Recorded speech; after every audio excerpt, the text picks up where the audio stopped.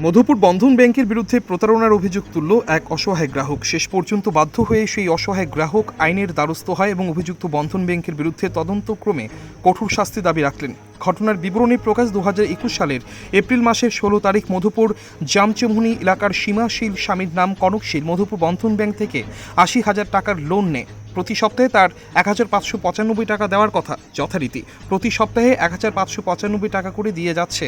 কিন্তু এখানে উল্লেখ থাকে বন্ধন ব্যাংকের কর্মীরা যে সময় তাদের বাড়ি থেকে টাকা নিয়ে আসছে ওই সময় 1,595 টাকার বদলে 1,600 টাকা নিয়ে আসছে। কিন্তু প্রতি সপ্তাহে যে 5 টাকা বেশি নিয়ে আসছে সে টাকার হিসেবও দিতে পারেনি।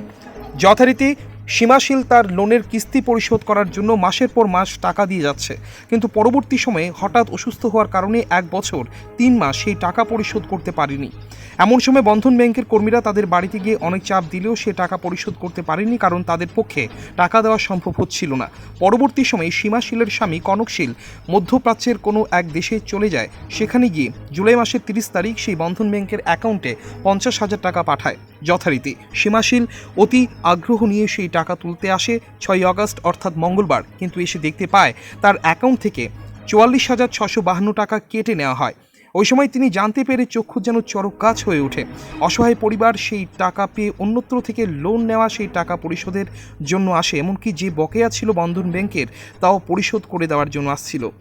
এদিকে সীমাশীলের ভাই জানান, গত কয়েক মাস যাবৎ বন্ধন ব্যাংকের কর্মীরা তাদের বাড়িতে গিয়ে বলে আসছিল 18,000 টাকা বকে রয়েছে, এমন সময় 16,000 টাকা দিলেই তা মকুব হয়ে যাবে। এমনকি 6 আগস্ট অর্থাৎ মঙ্গলবার তাদের বাড়িতে গিয়েও সেই একই কথা বলেছিল।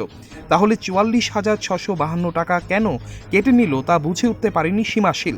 পরবর্তী সময়ে বন্ধন ব্যাংকের ম্যানেজার সমীর দাসকে জিজ্ঞেস করলে তিনি বিভিন্ন বাহানা দেখিয়ে তাদেরকে পাঠিয়ে দেন। সেই অসহায় মহিলা একটা সময় কান্নায় ভেঙে পড়েন। তার এত টাকা কেটে নেওয়ার কারণ কি?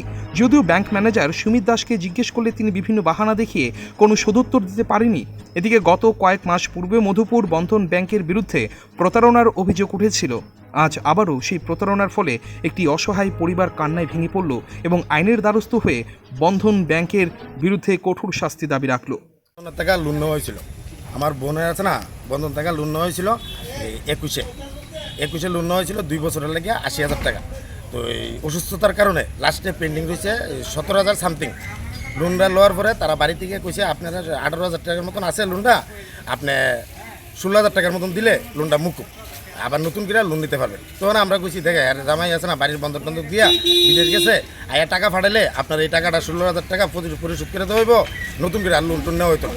আজকেও আবার বাড়িতে গেছে গিয়ে সেটা কইতেছে এমন আপনার টাকাটা ইমিডিয়েটলি দিতে লাগবে। আর 30 তারিখ তার জামাই 30 তারিখ টাকা পাঠাইছে, হ্যাঁ, মোবাইলে মেসেজ আইছে 55,000 টাকা বন্ধনের অ্যাকাউন্টে টাকাটা ঢুকাইছে। তখন তাই কলমচুরার টাকা আইছে বন্ধন অফিসে মধুপুর বন্ধন ব্রাঞ্চে আয়া এসে টাকাটা তোলার জন্য আইছিল। আবার পরে আয়া দেখে 10,000 টাকা অ্যাকাউন্টে আছে, আর বাকি 46,000 সামথিং আছে না টাকা কেটে লাইছে। তাই জিজ্ঞাসা এই টাকাটা কেন কাটছে? তখন তাই লোকে উত্তর করছে ব্রাঞ্চের স্টাফ, মধুপুর ব্রাঞ্চের স্টাফ উত্তর করছে এটা তারা এখানে আপডেটের যে 18,000 টাকা না, এটা শুধু আসলে বলে এত টাকা হয়েছে। আজকে তো দিনের বেলা আপনার বাড়িতে কয়েছে 16,000 টাকা 18,000 টাকা দিলে শেষ হয়ে যাবো। আজকে কইছিল 18,000 টাকা সামথিং, 16,000 টাকা দিলে মানে এটা লোনটা মুকুব হয়ে যাবে। কাটার কারণটা কি? কাটার কারণটা কি? তারা তো এটা মাফিয়ার মতন করতেছে। আপনার কি জানে এখন এটা উপযুক্ত বিচার চাই। অ্যাকাউন্টটা কার নামে? অ্যাকাউন্টটা আমার বোন। নাম কি? সীমাশীল, বাড়ি কলমচুরা। কোন জায়গা ব্রাঞ্চ এটা? এটা মধুপুর ব্রাঞ্চ। আপনি কি খুঁজছেন বিশুদ্ধ পানীয় জল? তাহলে আজই বেছে নিতে হবে অত্যাধুনিক প্রযুক্তি ও পরীক্ষা নিরীক্ষার মাধ্যমে প্রস্তুতকারী পানীয় জল একমি। বিশুদ্ধ জলে সুস্থ জীবনের মূল চাকাঠি। Acme packaged drinking water. Your report, News Tripura 24.